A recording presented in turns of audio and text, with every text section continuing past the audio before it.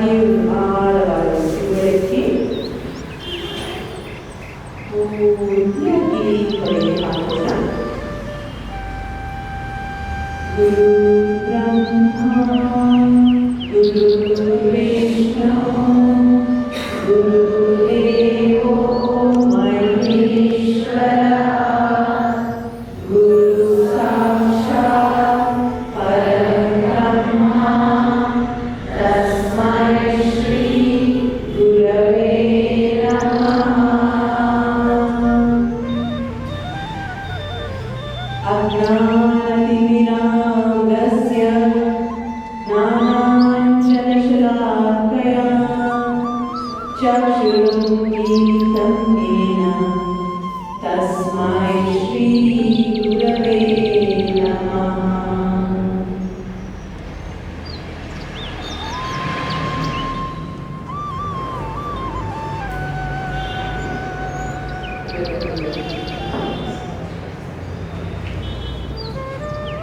Welcome you all to this World Meditation Day. ವಿಶ್ವ ಧ್ಯಾನ ದಿನವನ್ನು ಇಲ್ಲಿಗೆ ತರಬೇಕಾದ್ರೆ, ಇಡೀ ಪ್ರಪಂಚಕ್ಕೆ ಇದನ್ನು ಕೊಡಬೇಕಾದ್ರೆ ನಮ್ಮ ಗುರುದೇವ್ ಆಟೋಮ್ ಲಿವಿಂಗ್ ಅವರು ತುಂಬ is a Pioneer in meditation ಅಂತ ಹೇಳ್ಬೋದು. ಸೊ ಆಲ್ಮೋಸ್ಟ್ ಈಗ 42 ವರ್ಷದಿಂದ ಅವರು 182 ಕಂಟ್ರೀಸ್ ಕೋಟ್ಯಾಂತರ ಜನರಿಗೆ ಬರೀ ಧ್ಯಾನದ ಮೂಲಕ ಅವರು ಜೀವನವನ್ನೇ ಪರಿವರ್ತನೆ. ಸೊ ಗುರುದೇವರು ಇವತ್ತು ಮೆಸೇಜ್ ಇಷ್ಟೇ, ಇಟ್ಸ್ ಆಸ್ ಸಿಂಪಲ್. ಅವ್ರು ಹೇಳ್ತಾರೆ, ಜನರು ಇವತ್ತು ಲೈಫ್ ಸ್ಟೈಲಲ್ಲಿ ಏನಾಗ್ತಿದ್ದಾರೆ ಅಂತ ಹೇಳಿದರೆ, there is aggression and depression. Aggression ಅಂತ ಹೇಳಿದರೆ ಒಟ್ಟು ಬಿಹೇವಿಯರ್, ಅಲ್ಲಿಂದ ಡಿಪ್ರೆಷನ್ಗೆ ಹೋಗ್ಬಿಡ್ತಾರೆ. So the middle path is nothing but meditation ಅಂದರೆ. So only way out to manage, ನಮ್ಮ ಮನಸ್ಸನ್ನು ಮ್ಯಾನೇಜ್ ಮಾಡಲಿಕ್ಕೆ ಒಂದೇ ಒಂದು ವಿಧಾನ ಹೇಳಿದರೆ ಅದು ಧ್ಯಾನ ಅಂತ ಹೇಳ್ತಾರೆ. So the whole world is meditating. 8 ಗಂಟೆಗೆ there is world meditation with Gurudev. ಮತ್ತೆ ಹೇಳುವಾಗಲೇ ನನ್ನಲ್ಲಿ ಪೂರ್ತಿ ದೇಹದಲ್ಲಿ ರೋಮಾಂಚಕ ಉಂಟಾಗ್ತಾ ಇದೆ. ಏಕೆಂತ ಹೇಳಿದರೆ, ಇಟ್ ಇಸ್ ನಾಟ್ ನಾವು ಒಂದು ಗುಂಪಿನಲ್ಲಿ ಒಂದು ಮೆಡಿಟೇಷನ್ ಕೇಳಿರ್ಬೋದು, ಆರ್ಗನೈಸೇಷನ್ ಮೆಡಿಟೇಷನ್ ಕೇಳಿರ್ಬೋದು, but today the whole world is meditating. ಆಗ ಯೋಚನೆ ಮಾಡಿ ವೈಬ್ರೇಷನ್ಸ್ ಹೇಗಿರುತ್ತೆ. ಆ್ಯಂಡ್ ನಾವು ಗುರುದೇವ್ ಒಂದೇ ಒಂದು ವಿಷನ್ ಏನು ಹೇಳಿದರೆ, ಸ್ಟ್ರೆಸ್ ಕಡಿಮೆ ಆಗಬೇಕು ಮತ್ತು ವೈಲೆನ್ಸ್ ಕಡಿಮೆ ಆಗಬೇಕು. ಸೊಸೈಟಿಯಲ್ಲಿ ತುಂಬಾ ಏನಾಗ್ಬಿಟ್ಟಿದೆ, people are thoroughly stressed out and they get to violence. ಆದರೆ ಅವರು ಹೇಳ್ತಾರೆ, ಅವರು ಅಷ್ಟು ಅನುಕಂಪದಿಂದ ಹೇಳ್ತಾರೆ, ಅವರು ತಪ್ಪಲ್ಲ, it is not their mistake. ಅಂದರೆ ಅವರು ಸ್ಟ್ರೆಸ್ ಲೆವೆಲ್ ಅಷ್ಟು ಜಾಸ್ತಿ ಆಗಿಬಿಟ್ಟಿದೆ, ಅವರಿಗೆ ಗೊತ್ತಿಲ್ಲ ಅವ್ರು ಏನು ಮಾಡ್ತಾ ಇದ್ದಾರೆ. So only way out is breathing and meditation. So ದೊಡ್ಡ ನಮ್ಮ ಈ ಪ್ರಪಂಚಕ್ಕೆ ಈ ಕೊಡುಗೆಯನ್ನು ಕೊಟ್ಟಿದ್ದಾರೆ. ಯೋಗ ದಿನ ಕೂಡ ಅವ್ರಿಗೆ ಆಲ್ಮೋಸ್ಟ್ 2013 ಈ ಸ್ಟಾರ್ಟೆಡ್ ವರ್ಕಿಂಗ್ ಬ್ಯಾಕ್ಗ್ರೌಂಡಲ್ಲಿ. ಆದರೆ ಎಲ್ಲ ಅವ್ರ work is all about background. ಏನು ಮಾಡ್ತಾ ಇದ್ದಾರೆ ಅಂತ ಯಾರಿಗೂ ಗೊತ್ತಿಲ್ಲ. ಆದರೆ ಥಿಂಗ್ಸ್ ಫಾರ್ ದ ವರ್ಲ್ಡ್. ಮುಂದೆ ಬರೋ ಪೀಳಿಗೆಗೆ ನಾವು ಹೇಗೆ ಇದನ್ನು ಈ ಪ್ರಪಂಚವನ್ನು ಕೊಡಬೇಕು ಅಂತ ಹೇಳೋದು ಅವ್ರದ್ದು ಒಂದೇ ಒಂದು ವಿಷನ್. ಸೊ ನಾನು ಅದಕ್ಕೆ ಹೇಗೆ ಹೇಳ್ತೀನಿ ಅಂತ ಹೇಳಿದರೆ, ಈಗ ನಮ್ಮ ಮಕ್ಕಳನ್ನು ನಾವು ಹೇಗೆ ಬೆಳೆಸಬೇಕು ಅಂತ ಹೇಳಿದರೆ, a very small note to the parents. ನಮ್ಮ ಮಕ್ಕಳನ್ನ ಬೆಳೆಸೋದಲ್ಲ, ಮುಂದಿನ ಪ್ರಜೆಗಳು ಅಂತ ಬೆಳೆಸಬೇಕು. Need of the hour is that ಈ ಕ್ಷಣ ನಮ್ಗೆ ಏನು ಮಾಡಬೇಕು ಹೇಳಿದರೆ, ನಮ್ಮ ಮಕ್ಕಳು ಹೌದು, ಆದರೆ ಅವರು ಮುಂದಿನ ಪ್ರಜೆಗಳು ಅಂತ ನಾವು ಅವ್ರನ್ನ ಬೆಳೆಸಬೇಕು. ಆ ಥರದ ಸಂಸ್ಕೃತಿಯನ್ನು ಕೊಟ್ಟು ಅವ್ರಿಗೆ ಬೆಳೆಸಬೇಕು.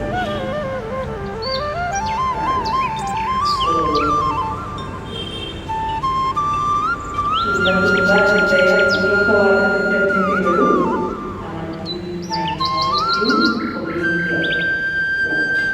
ಈಗ ವರ್ಲ್ಡ್ ಮೆಡಿಟೇಷನ್ ಧ್ಯಾನ ಅಂತ ಹೇಳಿದ್ರೆ ಏನು?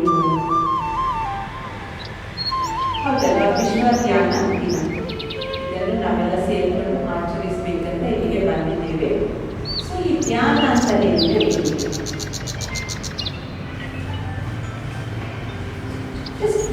ಈಗ ನಾವೆಲ್ಲ ಒಂದೇ, we all belong to each other. ಹೌದಲ್ಲ, belongingness ಇದೆ, ನಾವೆಲ್ಲ we all belong to each other. So just feel ಧ್ಯಾನ ಅಂತ ಹೇಳಿದ್ರೆ ಸಮಾಧಿ ಧ್ಯಾನ, ಆತ್ಮವನ್ನು ಪರಮಾತ್ಮನಿಗೆ ಒಪ್ಪಿಸುವುದು ಧ್ಯಾನ.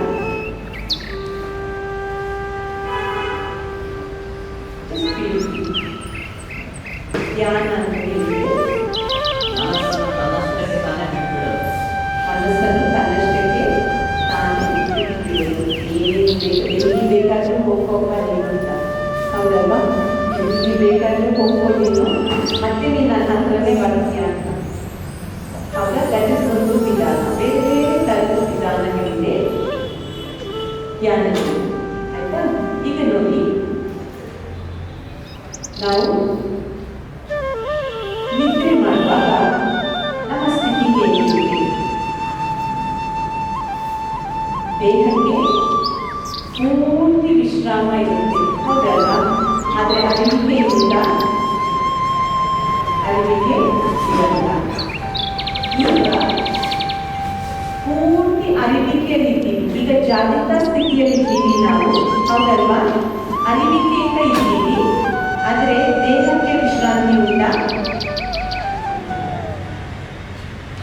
ಸೊ ನಮ್ಮ ಗುರುಗಳು ಹೇಳ್ತಾರೆ, ಧ್ಯಾನ ಅಂತ ಹೇಳಿದ್ರೆ ಅರಿವಿಕೆಯಿಂದ ಕೂಡಿದ ವಿಶ್ರಾಮ. ಅರಿವಿಕೆ ಸ್ಥಿತಿಯೂ ಇರಬೇಕು, ವಿಶ್ರಾಂತಿಯು ಪಡಿತಾ ಇರಬೇಕು. ಅದು ಧ್ಯಾನ ಸ್ಥಿತಿಯಿಂದ ಸೊ ಈ ಆ ಮನಸ್ಸನ್ನು ಆ ಸ್ಥಿತಿಗೆ ತರುವುದೇ ಧ್ಯಾನ. ಈಗ ನಾವೇನು ಮಾಡಿದ್ರೆ ಎಲ್ಲರಿಗೂ ಒಂದು ಸ್ವಲ್ಪ ಧ್ಯಾನದ ಅನುಭವ ಮಾಡಿಸೋಣ. ವರ್ಲ್ಡ್ ಮೆಡಿಟೇಷನ್ ಡೇ ಅವತ್ತು ಎಲ್ಲರಿಗೂ ಒಂದು ಸ್ವಲ್ಪ ಧ್ಯಾನದ ಅನುಭವ ಏನಿದೆ ಅಂತ ಮಾಡಿಸೋಣ. ಅಲ್ಲಿಂದ ನೋಡೋಣ ಏನಾಗ್ತದೆ. ಸೊ ಈಗ ನಾವು ಹೇಗೆ ಧ್ಯಾನ ಮಾಡಬೇಕು? ಧ್ಯಾನದ ಪರಿಚಯ ಆಯ್ತಲ್ವಾ? ಅರಿವಿಕೆಯಿಂದ ಕೂಡಿದ ವಿಶ್ರಾಮ ಸ್ಥಿತಿಯೇ ಧ್ಯಾನ. ಅರಿವಿಕೆ ಮತ್ತು ವಿಶ್ರಾಮ. ಈಗ ನಾವೇನು ಧ್ಯಾನ ಮಾಡಬೇಕು? ಮನಸ್ಸನ್ನು ಹತೋಟಿಯಲ್ಲಿ ಇಟ್ಕೊಳ್ಳಬೇಕು, ಹೌದಲ್ವಾ?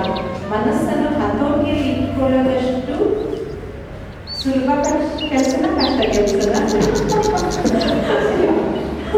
ಅದರಷ್ಟು ಕಷ್ಟ ಕೆಲಸ ಬೇರೆ ಯಾವುದೂ ಇಲ್ಲ. ಗುರುದೇವ್ ಹೇಳ್ತಾರೆ, if you can manage your mind, you can manage the whole world ಅಂತ ಹೇಳ್ತಾರೆ ಗುರುದೇವ್. ನಮ್ಮ ಮನಸ್ಸನ್ನು ನಾವು ಮ್ಯಾನೇಜ್ ಮಾಡಲಿಕ್ಕೆ ಕಲ್ತ್ಬಿಟ್ರೆ ಇಡೀ ಪ್ರಪಂಚವನ್ನೇ ನಾವು ಮ್ಯಾನೇಜ್ ಮಾಡಬೇಕು ಅಂತ. ಅದಷ್ಟು ಸೂಕ್ಷ್ಮ. ನಮ್ಮ ಸ್ಥೂಲವನ್ನು ಚೆನ್ನಾಗಿ ಮ್ಯಾನೇಜ್ ಮಾಡ್ಬೋದು, ಆದರೆ ಸೂಕ್ಷ್ಮವನ್ನು ಮ್ಯಾನೇಜ್ ಮಾಡುವುದು ಅದಕ್ಕೆ ತುಂಬನೇ ಒಂದು ಸ್ಕಿಲ್ ಬೇಕು. It's a skill. ಆ ಸ್ಕಿಲ್ ಎಲ್ಲಿಂದ ಬರುತ್ತೆ? ಯೋಗ, ಪ್ರಾಣಾಯಾಮ, ಮೆಡಿಟೇಷನ್ ಮೂರರಿಂದ ಆ ಸ್ಕಿಲ್ಗೆ ಬಂದಿದೆ. ಮತ್ತೆ on a daily basis V practice all this. ಖಂಡಿತವಾಗಿ ನಾವು ಸ್ಕಿಲ್, ಆ ಮಿಡಲ್ ಪಾತ್ ಅಂತ ಏನು ಹೇಳ್ತೀವಿ, ಅಲ್ಲಿ ನಾವು ಹೋಗ್ತಾ ಇದ್ದೀವಿ. ಆ ಕಡೆ ಇಲ್ಲ, ಈ ಕಡೆ ಇಲ್ಲ. ಸೊ ಈಗ ಧ್ಯಾನ ನಾವು ಏಕೆ ಧ್ಯಾನ ಮಾಡಬೇಕು? ಹೇಳಿದ್ರೆ ಈಗ ನೋಡಿ ನಾವು ಯಾವಾಗಲೂ ಹಲ್ಲು ಉಜ್ತೀವಿ, ಹೌದಲ್ವಾ? ಹೌದಾ? ಉಜ್ಜಿದವರು ಯಾರಾದ್ರೂ ಇದ್ದಾರಾ? ಸೊ ಹೇಗೆ ಹಲ್ಲು ಉಜ್ತೀವಿ? ಹಲ್ಲು ಹೇಗೆ ಉಜ್ತೀವಿ? ಸ್ವಚ್ಛತೆ. ಇದರಲ್ಲಿ ಹಲ್ಲೇನಾಗುತ್ತೆ? ಎಲ್ಲ ಹಿಂಗಾಗುತ್ತೆ, ಬಿದ್ದೋಗುತ್ತೆ. ಆ ಬಾಯಿಂದಲೇ ನಾವು ತಿನ್ಬೇಕು. ಹಾಗೇನಾಗುತ್ತೆ, ಹೊಟ್ಟೆಯೊಳಗೆ ಎಲ್ಲ ಬ್ಯಾಕ್ಟೀರಿಯಾಸ್, ಪಾಯ್ಸನ್ ನಾವು ಪಾಯ್ಸನಿಂಗ್ ಆಗುತ್ತೆ. ಅದರಿಂದ ನಾವು ಹಲ್ಲನ್ನು ಚೆನ್ನಾಗಿ ಇಟ್ಕೊಳ್ತೀವಿ, ಹೌದಲ್ವಾ? ಮತ್ತೆ ನಮ್ಮ ಬಟ್ಟೆಯನ್ನು ತೊಳ್ಕೊಳ್ತೀವಿ, ಮೈಯನ್ನು ತೊಳ್ಕೊಳ್ತೀವಿ, ಹೌದಲ್ವಾ? ಪ್ರತಿಯೊಂದನ್ನು ತೊಳ್ಕೊಳ್ತೀವಿ. ಆದರೆ ಮನಸ್ಸನ್ನು ಏನು ಮಾಡ್ತೀವಿ? ತೊಳಿತೀವ? ಸೊ ಮನಸ್ಸನ್ನು ತೊಳೆಯುವುದೇ ಧ್ಯಾನ ಅಂತ ಹೇಳ್ತಾರೆ. ಸೊ ಮನಸ್ಸಿನ ಆರೋಗ್ಯಕ್ಕೆ ಮುಖ್ಯವಾಗಿ ಬೇಕಾಗಿದ್ದು ಧ್ಯಾನ. Food for the soul is meditation. So ಇದು ಈಗ ಏನು ಮಾಡೋಣ, ಈಗ ಧ್ಯಾನ ನಾವು ಪ್ರತಿದಿನ ಧ್ಯಾನ ಮಾಡ್ತಾ ಮಾಡ್ತಾ ಮಾಡ್ತಾ ಏನಾಗುತ್ತೆ, ಮನಸ್ಸನ್ನು ಬ್ರಷ್ ಮಾಡ್ತಾ ಮಾಡ್ತಾ ಮಾಡ್ತಾ ಅದು ನಮ್ಮ ಹತೋಟಿಗೆ ಹೇಳಿದಾಗೆ ನಮಗೆ ಗೊತ್ತಿಲ್ಲದೇ ನಮ್ಮ ಕಂಟ್ರೋಲಲ್ಲಿ ಬಿಡುತ್ತೆ. ಇದನ್ನೇ ನಾನು ಕಂಟ್ರೋಲ್ ಮಾಡ್ತೀನಿ ಮಾಡ್ತೀನಿ ಮಾಡ್ತೀನಿ ಅಂತ ಹೇಳಿದರೆ ಇಟ್ ಇಸ್ ಇಂಪಾಸಿಬಲ್. ಆಯಿತಾ? ಸೊ ಅದರಿಂದ ಯಾವಾಗ ನಾವು ಈ ಧ್ಯಾನ ಮಾಡ್ತಾ ಇರ್ತೀವಿ, ನಾವು ನಮಗೆ ಗೊತ್ತಿಲ್ಲದೇ ನಮ್ಮ ಮನಸ್ಸು ನಮಗೆ ಮ್ಯಾನೇಜ್ ಮಾಡಲಿಕ್ಕೆ ಸ್ವಲ್ಪ ಆಗ್ತದೆ. ಅದರಿಂದ ಧ್ಯಾನ ಮಾಡ್ತೀವಿ. ಸೊ ಈಗ ಈ ಧ್ಯಾನ ಮಾಡೋದ್ರಿಂದ ಏನು ಪ್ರಯೋಜನಗಳು ಕಂಡುಕೊಳ್ಳಬಹುದು?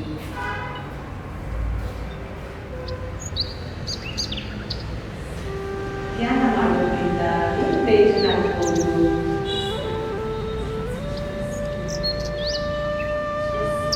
ಸ್ಟ್ರೆಸ್ ಕಡಿಮೆ ಆಗುತ್ತೆ, ಮನಸ್ಸು ಸ್ಥಿರದಲ್ಲಿರುತ್ತೆ.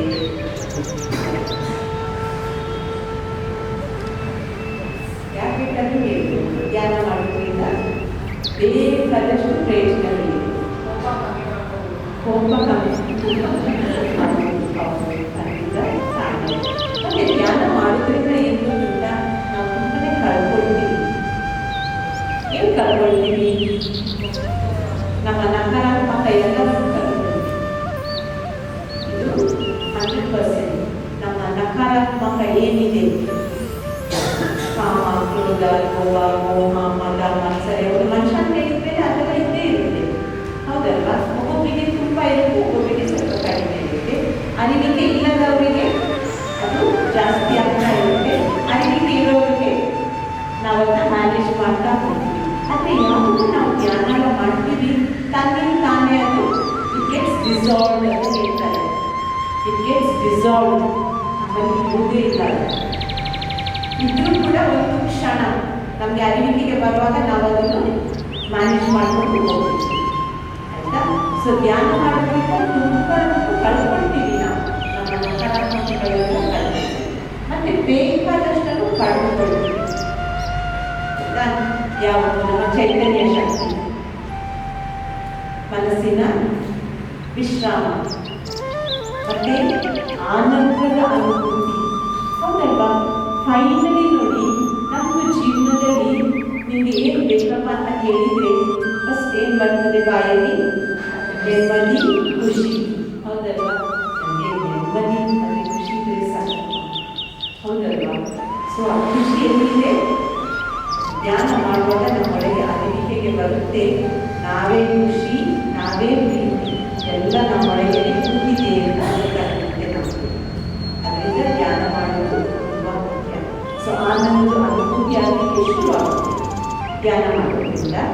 ಮತ್ತು ನಮ್ಮ ರೋಗ ನಿರೋಧಕ ಶಕ್ತಿ ಹೆಚ್ಚಾಗ್ತಾ ಬರುತ್ತೆ. Immunity increases, it develops. ತುಂಬನೇ ಅದು ನೀರು ಮತ್ತೆ ಈ ಜನಕ್ಕೆ ಅದು ಬೇಕೇ ಬೇಕು, ಇಮ್ಯುನಿಟಿ. ಮತ್ತೇನಾಗುತ್ತೆ, ನಮ್ಮ ಇಮೋಷನ್ಸ್ ಅನ್ನು ಮ್ಯಾನೇಜ್ ಮಾಡಲಿಕ್ಕೆ ಇಟ್ಸ್ ಅ ಟೂಲ್. ಇಮೋಷನ್ಸ್ ಅನ್ನು ಮ್ಯಾನೇಜ್ ಮಾಡಲಿಕ್ಕೆ ಮೆಡಿಟೇಷನ್ ಇಸ್ ಅ ಮೊದಲಿಗೆ ಈ ಧ್ಯಾನವನ್ನು ಮಾಡಬೇಕಾದ್ರೆ ನಮಗೆ ಸ್ವಲ್ಪ ಪ್ರಿಪ್ರೇಷನ್ ಬೇಕು. ಪ್ರಿಪ್ರೇಷನ್ ಆಗದಿದ್ರೆ ಏನಾಗುತ್ತೆ, ಧ್ಯಾನ ಮಾಡ್ತೀವಿ, ಪ್ರಿಪ್ರೇಷನ್ ಆದರೆ ಧ್ಯಾನ ಆಗುತ್ತೆ. U C the difference here. Preparation ಮಾಡಿದರೆ ಧ್ಯಾನ ಆಗುತ್ತೆ, ಇದೊಂದು ಧ್ಯಾನ ಮಾಡಬೇಕು. ಸೊ ಏನು ಮಾಡೋಣ, ಸ್ವಲ್ಪ ಈಗ ನಮ್ಮ ಧ್ಯಾನಕ್ಕೆ ಪ್ರಿಪೇರ್ ಮಾಡೋಣ. ಸೊ ಏನು ಇಲ್ಲ, ಸ್ವಲ್ಪ ಕೂದಲಿಗೆ ನಾವು ಸ್ವಲ್ಪ ಎಲ್ಲ ಮಾಡಿದರೆ, ಸ್ವಲ್ಪ ಸ್ಟ್ರೆಚಸ್ ಎಲ್ಲ ಮಾಡಿದರೆ, ಸ್ವಲ್ಪ ದೇಹಕ್ಕೆ ಸ್ವಲ್ಪ ಸ್ಟ್ರೆಚಸ್ ಎಲ್ಲ ಕೊಟ್ಟರೆ ಏನಾಗುತ್ತೆ, ತನ್ನಿಂದ ತಾನೇ ಮನಸ್ಸು ಶಾಂತವಾಗಿದೆ ಶುರು ಮಾಡುತ್ತೆ.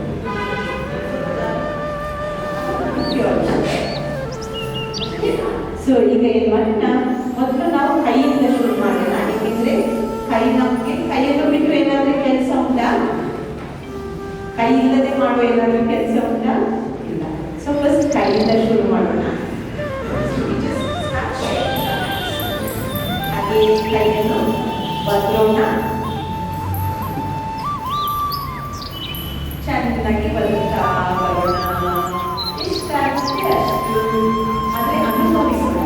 ಬದುಕ್ತಾ ಇದ್ದೀವಿ ಅಂತ ಹೇಳೋದನ್ನ ಅನುಭವಿಸ್ಕೊಂಡು ಮಾಡೋಣ. ಅದರಲ್ಲಿ ಮಜಾನೇ ಬೇರೆ, ಒಳ್ಳೆ ಎಕ್ಸ್ಪೀರಿಯನ್ಸ್, ಹೌದಲ್ವಾ? ಸೊ ಹಾಗೆ ಮಾಡ್ತಾ ಬರೋಣ. ರಿಲ್ಯಾಕ್ಸ್.